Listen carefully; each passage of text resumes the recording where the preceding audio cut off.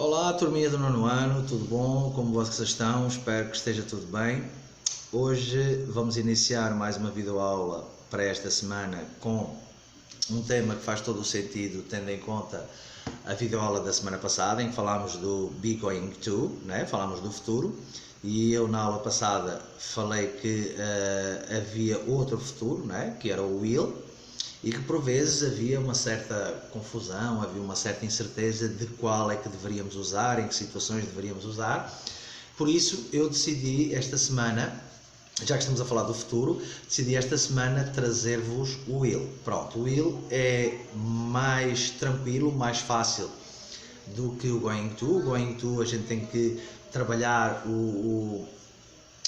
temos que trabalhar muito bem ali aquela estrutura do be going to e o verbo, enfim, às vezes há uma certa dificuldade. O will é bem mais fácil. Pronto, para começar, e tendo em conta a aula passada, nós sabemos que o will e o going to são ações que ocorrem no futuro, é qualquer coisa que está no futuro, primeiro ponto.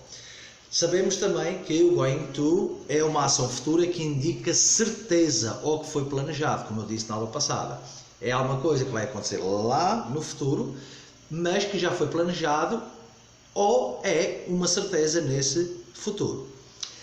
Ao contrário do will, certo? O will geralmente é usado para fazer referência a uma ação futura também, mas que indica incerteza ou uma previsão. Reparem, be going to representa certeza no futuro ou um planejamento.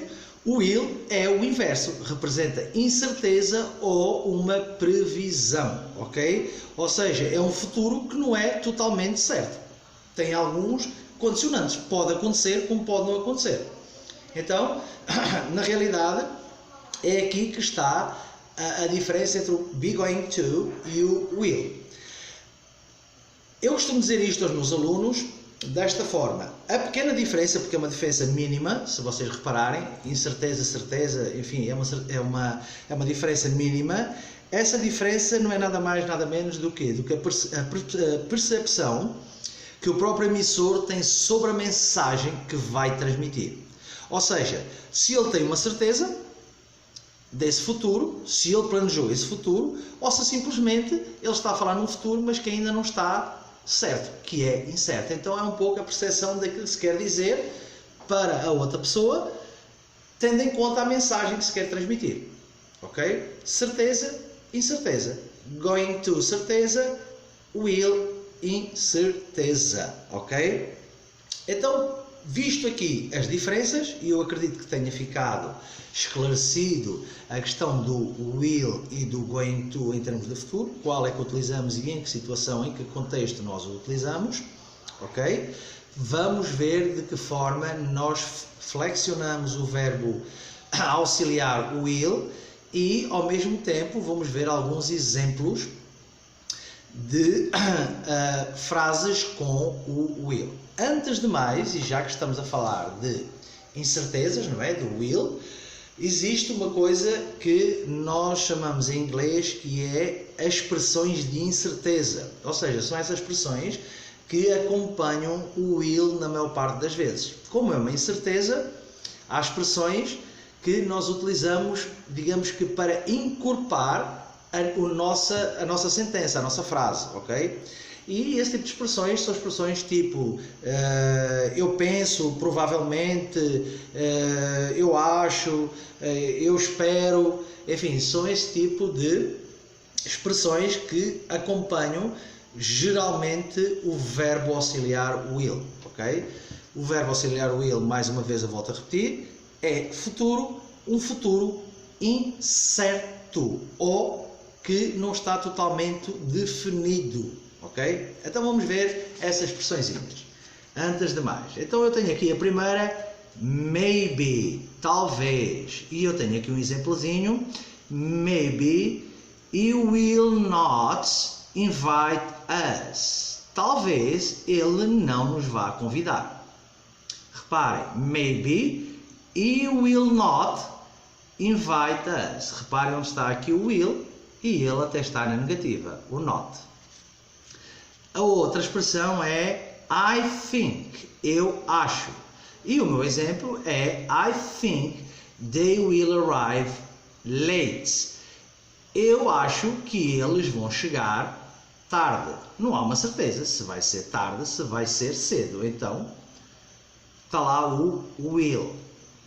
Outra expressãozinha é probably, provavelmente. E eu tenho aí um pequeno exemplo. She will probably qualquer coisa. Reparem que está lá o will. E depois tenho mais 3 expressõezinhas. I'm not sure, eu não tenho certeza. I guess, eu acho. E I hope, eu espero que. Esses 3 não têm exemplos, e eu explico porquê. Porque eles já começam aqui com o exemplo. I hope, I guess, I not sure. I am not sure. Já são exemplos, é por isso que não tenho os exemplozinhos a vermelho. E depois eu tenho aqui um exemplozinho do will sem estas expressões. Reparem, Ellen will travel to Rome. Ellen viajará para Roma. Reparem aqui, o will é, está a colocar o verbo viajar, travel, este verbo, no futuro, mas é um futuro incerto. Reparem aí, viajará. A gente não tem certeza se a Ellen vai viajar. É uma possibilidade, mas não é uma certeza. Então eu tenho Ellen will travel to Rome. Está a colocar o verbo viajar, travel, no futuro, mas no futuro que não é ainda consistente, que ainda não está decidido. Por isso é que ele está aqui viajará, ok? Pronto, estas são as expressões que nós utilizamos, ou geralmente usamos com o verbo will, ok? Agora vamos ver como é que flexionamos o futuro com o will, como é que é a flexão do verbo will no futuro.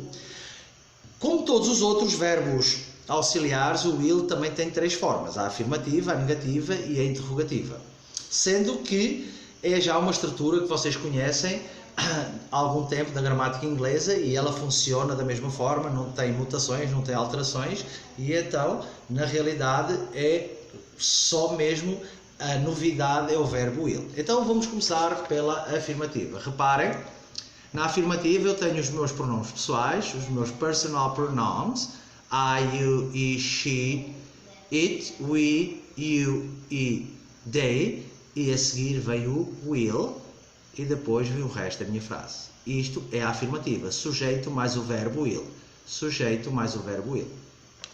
Na negativa, meus amigos, eu só faço o quê? Acrescentar a estrutura not, que é o que faz a negativa no inglês. Então eu tenho sujeito, o verbo will e not, e depois vou ter o resto da minha frase. Então eu vou ter uma frase na negativa.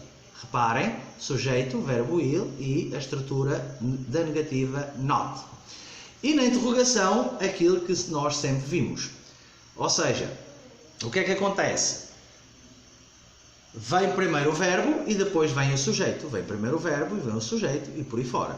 Certo? Ou seja, na interrogativa é aquilo que nós sempre falamos em sala de aula. Na interrogativa faz a inversão do verbo com o sujeito ou do sujeito com o verbo, como queiram. Certo? Então, a estrutura mantém-se a mesma. Vem primeiro o verbo, depois vem o sujeito. Então, recapitulando, afirmativa, sujeito mais verbo. Negativa, sujeito mais verbo mais a estrutura not para nos dar a nossa negativa, a nossa frase na negativa.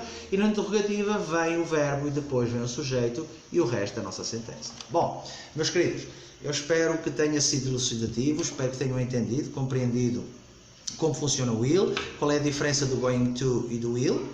E eu volto a referir, going to é um futuro planejado, é um futuro com uma certeza. O will é um futuro sim, mas é um futuro incerto. É um futuro que ainda não está totalmente decidido, ainda tem alguma condicionante. Bom, para finalizar, eu vou lançar um desafio para esta semana, a vossa atividade de casa para poder praticar este conteúdo. Eu gostaria que vocês fizessem um pequeno parágrafo, ok? até pode ser dos vossos planos a médio prazo, a futuro prazo, aqueles que vocês têm certos, aqueles que vocês não têm certos, e que utilizem as duas estruturas, o going to e o will, ok? Ou seja, vocês podem fazer em tipo frases, ok? Frase por frase, podem fazer dessa forma, mas eu gostaria sim que vocês fizessem um parágrafozinho, pronto, 3, 4, 5 linhas, um parágrafo, em que vocês utilizassem as duas estruturas, ok? Bom, acredito que tenham entendido a atividade de casa. Se tiverem alguma dúvida, por favor, digam-me, é só me contactar pelo meu e-mail, eu estarei disponível para responder a qualquer dúvida.